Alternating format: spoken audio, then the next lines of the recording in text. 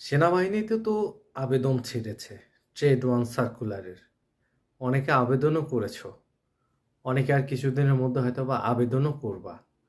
কিন্তু আবেদন করলে তো আসলে স্বপ্ন পূরণ হয়ে গেল না। এখন প্রস্তুতি তো শুরু করতে হবে। এখন তুমি কি চিন্তা করেছো কিভাবে তোমার প্রস্তুতি শুরু করবা, বা কিভাবে প্রস্তুতি নিলে পরে তুমি প্রথম মাঠেই সৈনিক পদে চাকরি পাবা? আবার অনেকে একবার দুইবার মাঠ করে বিভিন্ন কারণে বাদ পড়ে গেছিলা, তারা অনেকে হতাশার মধ্যে আছো যে এবার আবেদন করলাম, চান্স হবে কি হবে না, প্রস্তুতি শুরু করব কি করব না, নাকি আবারও বাদ পড়ে যাব।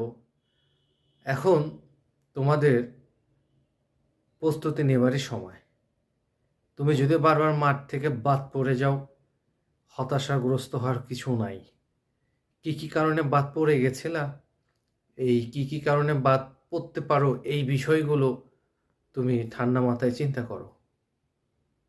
শারীরিকভাবে প্রতিদিন এক্সারসাইজ করো, নিজের মেডিকেল ফিটনেসের উপরে গুরুত্ব সহকারে ভালো বিশেষজ্ঞ ডাক্তারের কাছে শরণাপন্ন হয়ে নিজের মেডিকেল কোনো সমস্যা থাকলে সেটা আগে থেকেই পূর্ব প্রস্তুতির মাধ্যমে ঠিক করার ব্যবস্থা করো। 5টা বিষয়ের উপরে লিখিত পরীক্ষা হয়। লিখিত পরীক্ষা একেবারে যে খুব সহজ প্রশ্ন দেয় তাও ভাবা ঠিক হবে না, কারণ যদি সহজই হতো তাহলে তো দিন শেষে অনেকেই চাকরি পাইতো।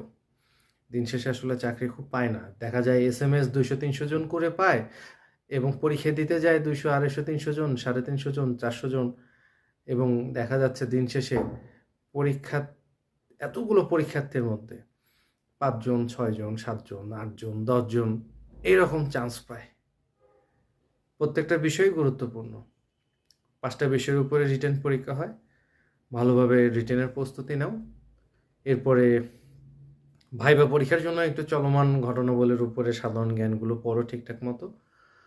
আর যদি তোমার প্রয়োজন মনে হয় যে আমাদের সোলজার ট্রেনিং একাডেমিতে আসতে হবে, চলে আসতে পারো। ভর্তি চলছে নতুন ব্যাচে।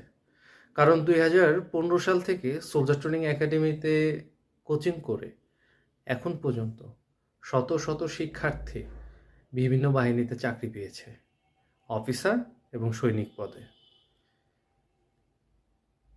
তুমি আসলে অবশ্যই তুমি জিতবে।